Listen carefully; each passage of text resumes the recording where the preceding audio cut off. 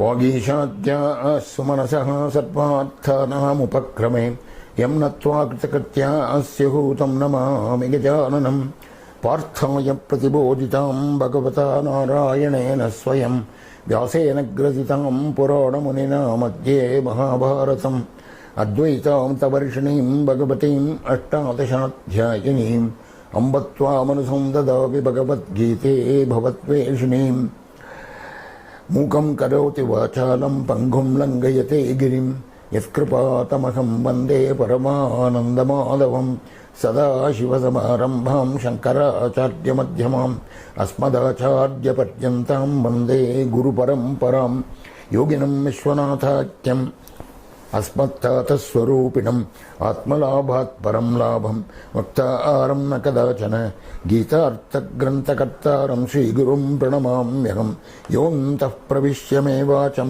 धृतिं बुद्धिं प्रचोदयात् ॐ नमः सभाभ्यः सभापतिभ्यश्च वो नमः ॐ Friends, we are in the third session of the Gita Regimen series for Advaitic living.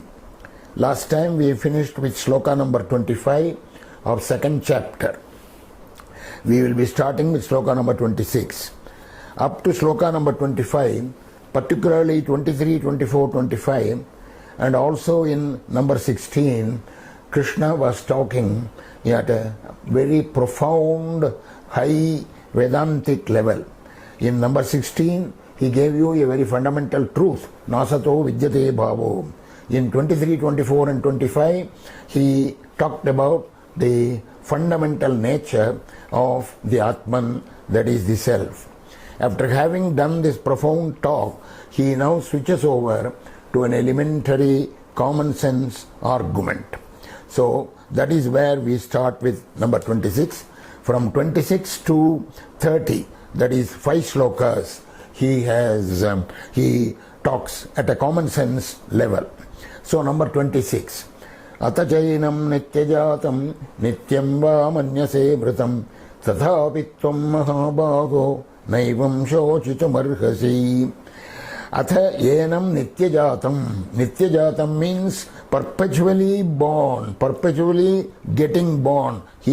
Suppose you think that, if otherwise, even if you think of the self as being perpetually born and also perpetually dying, nityam va manyase mritam. Manyase, you think, nityam va mritam. Even if you think that it perpetually is born and it perpetually dying, tathapi, even then, mahabaho, hey Arjuna, tvam naivam shochitum arhasi. You are not supposed to grieve like this, because the reason is obvious. It is a common sense statement that everybody knows. Jatasya hi dhruvo mrityuhu. Shloka number 27. Jatasya hi dhruvo mrityuhu dhruvam janma mritasya cha tasmad aparigaryete natvam shochitum arhasi. I hope you are all having a book in your hand, because we are going shloka by shloka, and whenever I read the shlokas in Sanskrit, and also when I refer to other shlokas, either before or after, I think a book in your just in front of you would be of great help. So, jatasya hi dhruvo mrityuhu. Anyone born has to die. Jatasya hi mrityuhu dhruvaha. Dhruva means certain. Dhruvam janma mritasya cha. Mritasya, for one who dies, dhruvam janma, the birth, another birth is also certain. In fact, for most of us it is true, 99.99%. Everybody who dies has to be born again. Very rarely somebody will get a moksha status and then he will not be born again. So jatasya hi dhruvo mrityuhu dhruvam janma mritasya cha. Therefore, tasmat apariharyete. This is an irretrievable fact. This is no gainsaying this fact. Apariharye arthe natvam shochitam arhasi. You are not supposed to grieve. One may wonder why in such a great work as the Bhagavad Gita, Krishna is saying this common sense statement is such an elementary statement that everyone who is born has to die. The fact is, most of us need this reminder.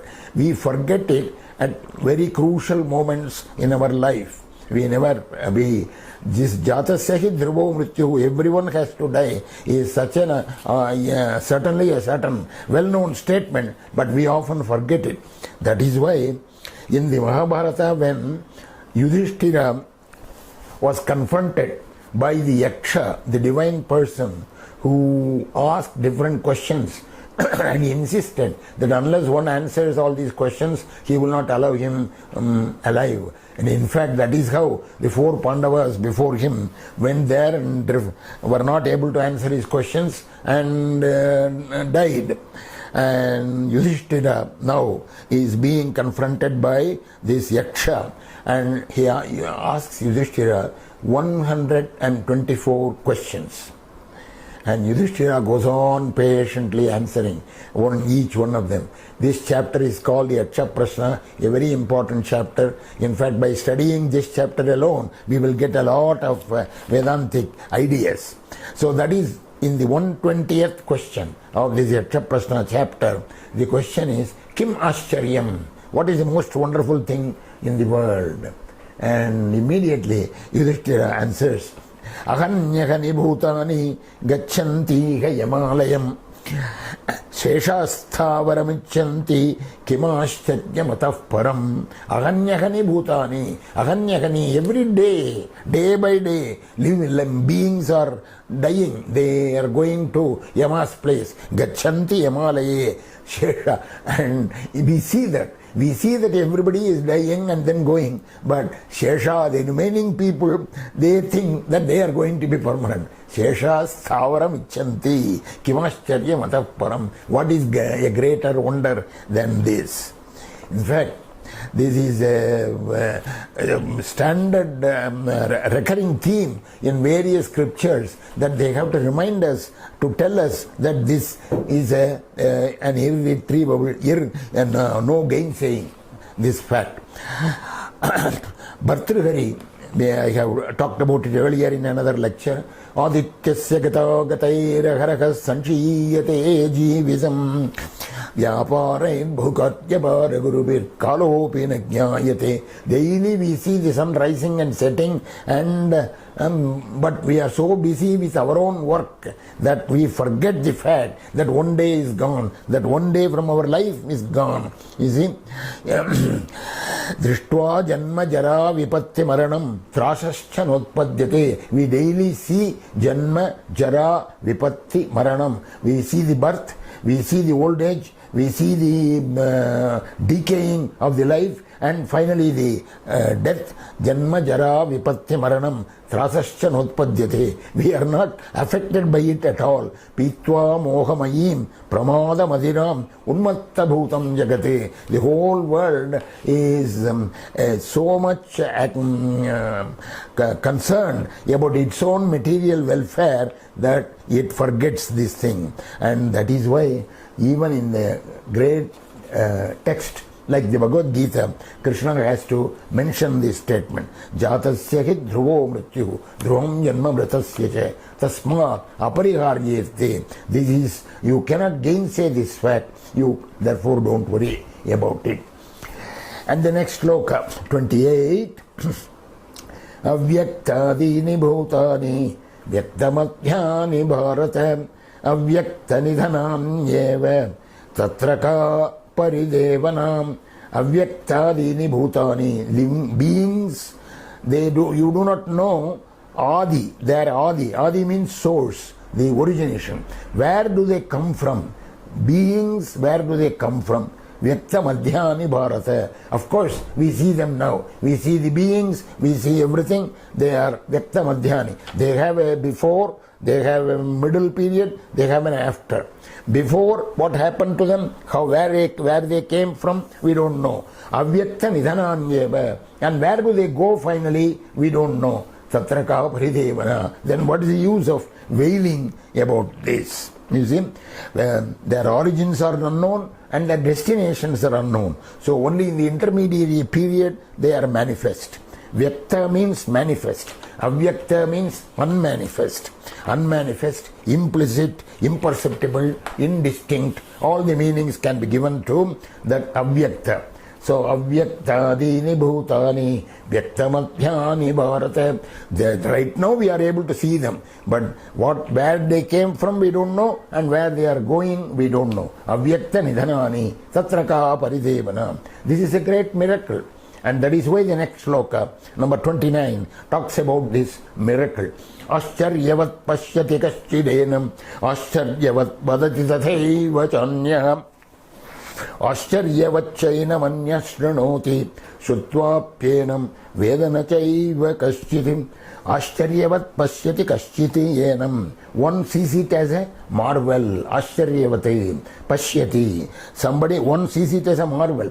Ascharyavat pashyati vadati tathaiva chanya. Another person, anyaha, tathaiva, the same thing. Ascharyavat vadati. He speaks of it as another great miracle. Right? Another hears of it. Ascharyavat chainam anya shranoti. Anyaha shranoti. Ascharyavat. And the other person hears of it as a wonder.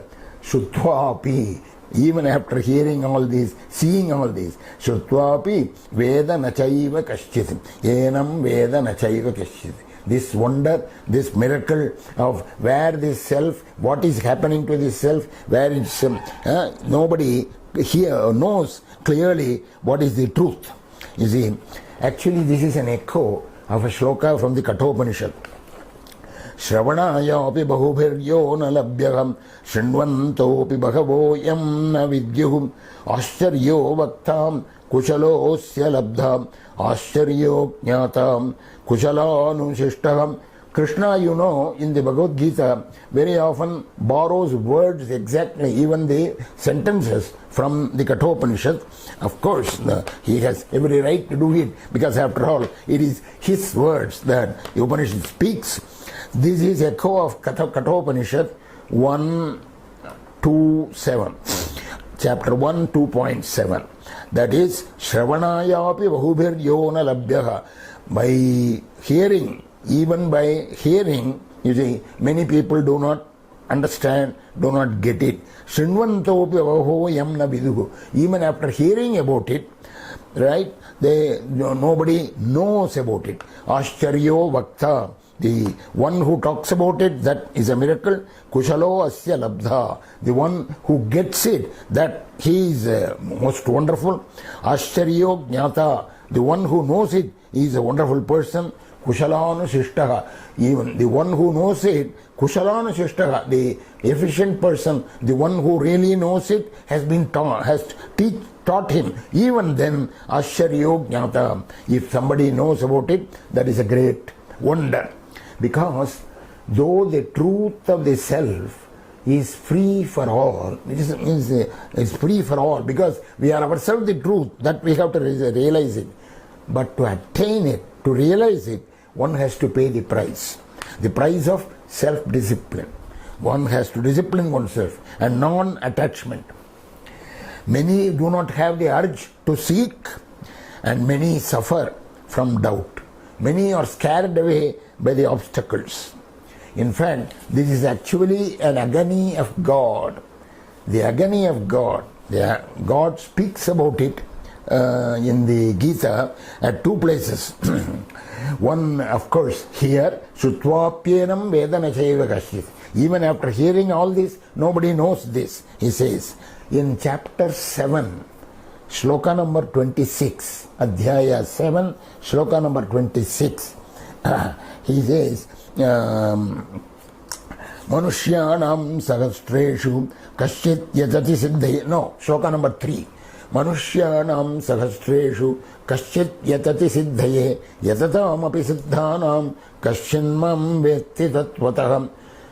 Among 1,000 people, Manushyanam Sahastreshu Kashit Yatati Siddhaye. One man tries. And among the people who try, only one man knows. So it is a 1 in a million. Among the 1,000 people, one man tries to know me, and among such people, probably 1,000, one man really knows me. So this is a kind of, and the agony of God. God is giving expression to this agony. In fact, again in 26, he says the same thing, that I know the past, I know the future. You see, Vedaham Samatitani Vartamanani Charjuna. mantu veda nakashana. Nobody knows me, but nobody knows me. I know the past, I know the future, I know the present, but nobody seems to know me. So this is the agony of God, and that is what he is giving expression to here. Anyway, the elementary, this is a common sense argument, as I told you. The elementary common sense argument which started in number 26 is now coming to a close in the next sloka, where he, a kind of summary, he summarizes this elementary argument. Dehi nityam avadhyoyam, sloka number 30. Dehi nityam avadhyoyam, dehe sarvasya bharatayam, tasmat sarvani bhutani natvam shochitum arhasi. Dehi is resident in the body. Dehe asya astiti dehi. Dehi nityam avadhyoyam. He is undestroyable, indestructible. Dehi nityam avadhyoyam. He is an eternal person. Dehi. He resides in the deha, of course, in the body, of course. Tasmat, therefore, sarvani bhutani na tvam shochitum arhasi. Whatever beings are there, you are not supposed to grieve about them. Another thing that I have to tell you, every time you get a tasmat in the Gita, it means he is summarizing a few slokas, the ideas that he has been talking about in the recent few slokas. So that's a kind of a paragraph ending. So he will switch over to another topic in the next sloka. You can see that always. Tasmat sarvani bhutani natvam shochitum arhasi. Now this elementary argument is over, as I told you. Krishna does not come back to this argument after this, because he has various great things to talk about. So this he just leaves away at this point. The next 7 shlokas from 31 to, let us see, 31 to 38. The next 7 shlokas. Yes, 31 to 37. The next 7 shlokas take up the Swadharma argument. Now, you may remember, on the very first day I told you that Krishna uses 5 arguments to convince Arjuna. These five arguments we should remember, at least the titles of them, that is the general pattern. The first was the philosophy argument, Vedanta argument. The body does not die, the body dies, but the soul does not die. So that is the philosophical argument. And the next is the Swadharma argument, which he is going to take up now. Then there is a detached action argument, Karma Yoga argument. Then there is an argument of faith. God, this is the ultimate, it is His will that is taking place. And then this 5th argument, not even that, it is not even God, it is Prakriti, your own nature, your own Swabhava, that because of that everything happens. So these 5, I call them, I am going to refer to them, we will keep referring to them very often, so I am giving it a name. As a mathematician, I would like to give a symbolic name to all of them. A1, A2, A3, A4, A5. Argument 1, argument 2, argument 3, argument 5. So argument 1 is the Vedantic argument. He has talked about it already. Now he is going to take the argument 2, that is the Swadharma argument. What is the Swadharma argument? Very simple. You are a Kshatriya, you are born to fight, you have come here to fight, you have got to do your duty, you have got to fight. This is the argument he is starting. By the way, even though he is starting it right here in number 31, which goes up to number 37, he is not taking the full force of it here. He is going to take the full force of it only when we come to the 18th chapter. You see, now he is not taking it in full depth. Its full force with all the spiritual implications, esoteric implications and religious implications will come in the 18th chapter. So, because that bears on the concept of Varna, and we will see it all in chapter 18. Here only the ethical aspects and the social aspects are taken. So, number 31. Swadharmamapi chavekshya na vikampitumarhasi dharmyadhiyuddhat shreyonyate kshatriyasya na vidyate. First, the simple meaning, swadharmam api cha avekshya. Swadharmam api cha avekshya. Even also by seeing the point of view of this swadharma. Swadharma means one's own dharma. One's own dharma. Swadharmam api cha avekshya na vikampitum arhasi. You are not supposed to waver. Vikampitum, kampa means earthquake like a thing. No trembling, no vacillating. Na vikampitum arhasi. Dharmyadhi yuddhat shreyonyate kshatriyasya na vidyate. Kshatriyasya, for a kshatriya like you, dharmyate yuddhat Shreyaha anyate na vidyate. Dharmyate yuddhate. A rightful war. A war for the right cause. Dharmyate yuddhate. Shreyaha anyate. What other greater thing is there in the world? Asya na vidyate. You see?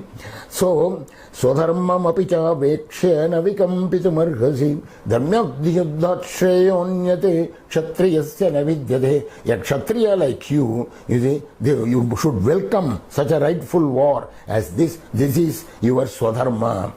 Mind you, Swadharma is a technical word, one's own dharma. There is another allied word, Swabhava.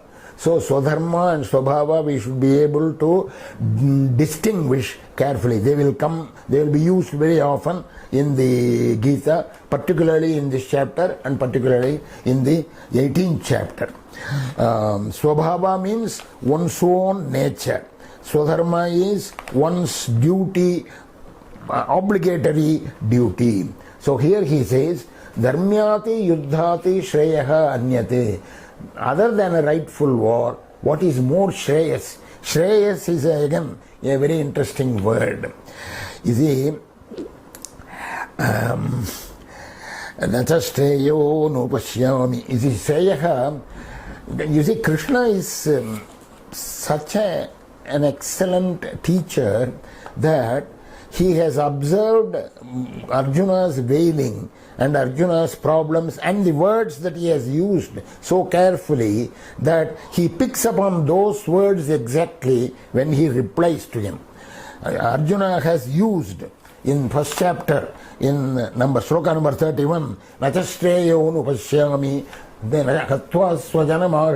by killing all these people, I don't find any Shreyas. Shreyas means good. What is good for me? So that is what he is asking later. Yachreyasyam nishchitam bhogyatanme. Sloka number 7 of second chapter. Tell me what is Shreyas for me. Shreyas means welfare, good. What is the best thing for me? Yachreyasyam nishchitam bhogyatanme. Please tell me. Also later, in third chapter, Krishna is going to say, Swadharme nidhanam shreyaha. Swadharma is the best thing, best. Nidhanam shreyaha. Swadharme nidhanam shreyaha.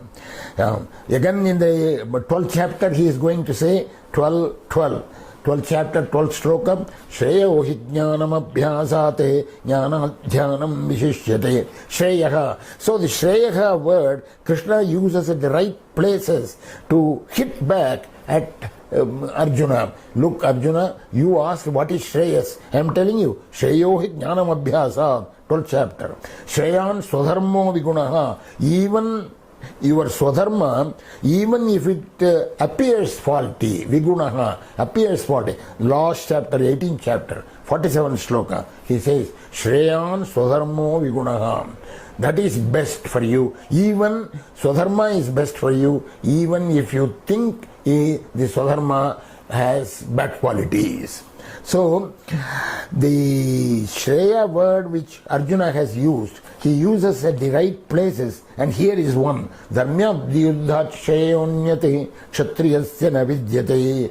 There is nothing more Shreyas. Shreyas is this word, it means nothing better, nothing that will do you good. Dharmyadhiyuddhat shreyonyate kshatriyasya na vidyate. And that takes us to shloka number 32, which you will see it's going to be very interesting. Yadrichaya chopapannam swargadwaram apavritam sukhina kshatriya partha labhante yuddhamidrisham. Yadrichaya cha upapannam. This war has come to you like a benign thing from, no, you have got it accidentally, incidentally you have got it. Yadrichaya upapannam. Whether you asked for it is a different thing, but the thing is it has come to you. Swargadwaram apavritam, and the gates of heaven are open for you. Swargadwaram apavritam sukhina kshatriya partha labhante yuddhamidrisham. You see, the Kurukshetra war, the entire country has sent armies. Almost all the kingdoms of India had sent armies to the Mahabharata war. So they are on either side. So actually the army of the entire country, though belonging to different kingdoms, they are there. So Sukhina Kshatriya Partha. The Kshatriyas always look for fight to exhibit their great valor. Sukhina, they must be happy that they have got such a yuddha. Yadrichaya chopapannam swargadwaram apavritam. So if you die in this war, you will go to Swarga. Otherwise, you are going to get the whole world to you. So sukhina kshatriya partha labhante yuddhamidrisham. And here he uses a word yadrichaya. Yadrichaya cha upannam. Yadrichaya means accidentally, incidentally, just like that. Fortunately, something like that. Yadrichaya, but it has a more esoteric meaning. Yadrichaya. Yat ichaya, yataha ichaya. Yataha means yato va imani bhutani jayante ye najata nijivanti. Upanishad, Taittiriya Upanishad. Yato va imani bhuta. Everything starts, everything is born, everything generates and germinates from that. Yataha, yato va imani bhutani jayante. From that to that, into that, everything goes. So yati means that from which. So that itself denotes the supreme reality. So yati is technically used in scriptural literature to denote the supreme reality, God. Yadrichaya means God's will. Icha means will. So Yadrichaya has this esoteric meaning that it is not Yadrichaya, it is not accidental, it is not incidental, it is by God's will. And in fact, you will find it very interesting to make some research on this word Yadrichaya. Wherever in the scriptural literature the word Yadrichaya happens, you will find that the story takes a sudden turn, kind of a turning scene, as they call it in old-fashioned drama plays. Turning scene. You see, for example, take Valmiki Ramayana. Valmiki Ramayana, you can yourself guess where this turning scene happens. Coronation of Rama has been announced. The whole Ayodhya is excited, agog with excitement. So there are festivities everywhere, lights, candles, garlands, all sorts of things. And at that time, this old lady, what is she called? What is the name of that the Kaikeyi's handmaid? She goes up the story to the top floor and watches everything, all this gaiety, and she decides that she will not allow this, she will go to Kaikeyi and do something, and that is where the turning happens. And so the Valmiki Ramayana has this statement, Nyatidasi yato jatam Kaikeyatu sahoshitam. She has come along with Kaikeyi from her own house and has been living with her as her handmaiden and her greatest advisor. prasadam chandra sankasham aruroha yadrikshaya. Why should she go there? Aruroha yadrikshaya. She went up the stairs to the top floor to see everything just accidentally. It is not accidental, it's God's will. Because God has planned that there should, this avatar has to end with the Ravana's vanquishing of Ravana, and therefore his will. So his will has to happen and should change the scenes that are happening. You see, our coronation has been planned and that has to be stopped. Yadrichaya, Aruroha Yadrichaya. Valmiki Ramayana, there is one more place where you can yourself guess. There is one more place where this Yadrichaya is used only at such places. It is not used at all and sundry places. Tamdesham Rakshasi Kachite Ajagama Yadrichaya. Valmiki Ramayana in Aranyakanda. Aranyakanda, Rama, Sita and Lakshmana have been living in that Panchavati for now their 14 years are almost going to be over. 13 years are over. 13 years are over. They are living very happily. And you know who came there? Shurpanakha. Shurpanakha came. She saw him and she fell. She decided that she should marry him, and that set up a chain of circumstances, and that she went to Kharadusha and then to Ravana to complain against Rama and all those things. So Valmiki Ramayana, Valmiki says, Tamdesham Rakshasi Kachiti Ajagama Yadrichaya. A Rakshasi by name Shurpanakha came there Yadrichaya, by God's will again. Because things have to happen. Rama has been living in the forest. Sita has not yet been taken away. Unless that happens, Ravana will not be killed. So like that. Again in Bhagavatam, very interesting place. You see, in Bhagavatam, this Parikshit, this king, has made a mistake, great error, by accidentally,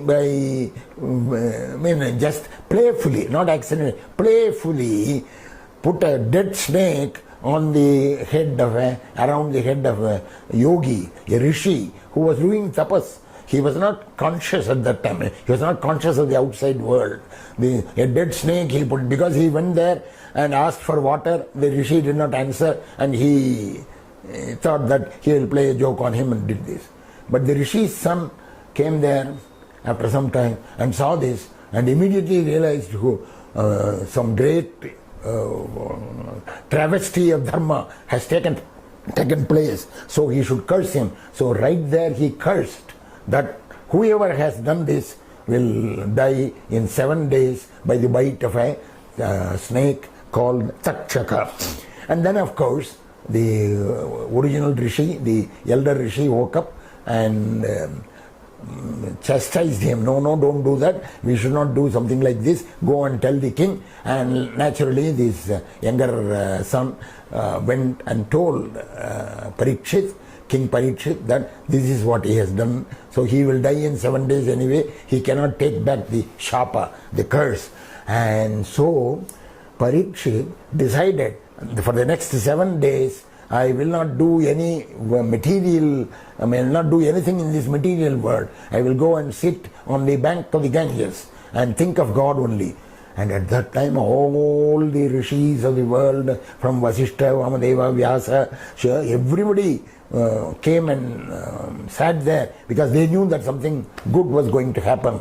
And at that time, Alakshalingo Nijalobatushto Vritascha Bhayabolairavadhuta Veshaham Yadrichaya Gamatamano Apekshaham Tatra Bhavat Bhagavan Vyasaputro Vyasaputraha, Vyasa's son Shuka came there. Yadrichaya, he was just roaming about. Roaming about everywhere. He was such a great Brahmajnani. He has nothing to do. Tasya kadyam na vidyate. He does not have to do anything. He does not have to obtain anything. So he came there just like that. The just like that is Yadrichaya, but it is by God's will. So you can see that this Yadrichaya happens at very crucial places. And therefore he says here, Yadrichaya cha upapannam. This war has happened yadrichaya, by God's will. Remember, it was Krishna who went as a messenger from the Pandava side to the Duryodhana side to ask for peace. Messenger for peace. But in his heart of hearts, he did not want it. He wanted only the war. And he managed it. Idrichaya cha upannam swargadwaram apavratam sukhina kshatriya partha. Now, not every kshatriya gets such a great, delightful war. You should be glad that you have got it. And he continues, Atache tvamimam dharmyam sangramam akarishyasi tataswadharmam kirtim cha hitva papam avapsasi. This is the swadharma argument. If you don't do this dharmya, sangramam, this yuddha, atache tvamimam dharmyam sangramam nakarishyasi tataswadharmam kirtim cha, swadharmam kirtim cha, swadharma and kirti, your fame, all that will be lost. You will get only a sin. Papam avapsisi. Not only that, akirtim chapi bhutani, shloka number 34. Akirtim chapi bhutani katagishyanti te vyayam. People will talk very great ill of you. Akirtim avyayam akirtim. You see, infinite akirti. Akirti means ill fame. Ill fame will devolve on you. Sambhavitasya cha kirtiye maranat atirichyate. Such a great warrior as you, when such ill fame happens, is there anything worse than this? Sambhavitasya cha kirtiye maranat atirichyate. Is there something worse than this? It is death for a warrior like you. Bhayadranad, again shloka 35. Bhayadranadu paratam mamsyante tvam maharataga yesham cha tvam bhagumato bhutva yasyasi lagavam. Bhayat, people will think of you. You see, Maharata, your contemporaries, great warriors, what will they think of you? Bhayat ranad uparatam. You have retreated, you have run away because of fear, they will say. By these people, who are these people? Yeshanchatvam bhagumato bhutva yasyasi lagavam. They are the ones who greatly respected you. Yeshanchatvam bahumataha. You were greatly respected. From them, they will think of you as something very small. Yasyasi lagavam. And then not only that, this is about your friend, well-wishers, contemporaries. But there are ill-wishers. There are enemies for you. Ahitaha. They don't want well of you. They, in shloka number 36. Avachyavadamscha bahun vadishyanti tavahitaha nindantas tavasamartyam tato dukkataram nukim. You see, Krishna goes shloka by shloka in a continuous way. Those of you who can read Sanskrit, then read this continuously. You will see the actual conversation take place and you will be involved in the conversation. Avachyavadamscha bahun. They will talk very bad words about you. Avachyavadane. Avachyavadan means they will speak words which I cannot repeat. Avachyavadamscha bahun vadishyanti tava ahitaha. Those ill-wishers of you, those enemies of you, they will talk very badly of you. Nindantas tava samartyam. Your strength, your power, your valor, they will be nindantaha. They will be talking very ill of you. Tato dukkataram nukim. What is a great sorrow, misery than this? So he says, so here 37, there is a tasmat here. So he summarizes now these 5 slokas thing. Hato va prapsese swargam jitva va bhokshase mayim tasmaduttishta kaunteya yuddhaya kritanishchayagam. Hato va, if you are killed, prapsese swargam, you will go to swarga. Jitva va, if you win, bhokshase mahim, you will enjoy the whole earth. Tasmat, therefore, uttishta kaunteya, rise up, yuddhaya kritanishchayaha. Be determined to fight and therefore arise. So that is the Swadharma argument. And therefore, he now generalizes this. 38 is neither a summary nor a new thing, but it is a kind of, from this practical thing that he has just now told, the Swadharma argument, some that he generalizes and he actually introduces. You see, the Krishna's teaching, I told you, is an excellent type of teaching which involves a spiral method. Spiral method means he introduces something but he does not explain it fully there. Later at some time he explains it a little more, and later at some time he goes in depth into that same thing. So he comes back to that. So right in the earlier thing, where is that? Matra sparshasta kaunteya, shloka number 14. Matra sparshasta kaunteya shitoshna sukha dukkataha agamapayino anityam tam stitikshasva bharata. Bear with it. Things come and go. They will always, sukha and dukkha alternately will come and go. Bear with it, he said. And now he is going to say in 38 something more profound than that. Sukha dukkhe same kritva labha labho jaya jayo tato yuddhaya yujjasva naivam papam avapsyasi. I have told you there are 5-star shlokas in the Gita. One 5-star shloka I already told you, Nasate Vidyate Bhavo, shloka number 16. Right? Here is one in number 38. What does it say? Sukha dukkhe same kritva. Sukha dukkha. Happiness, unhappiness.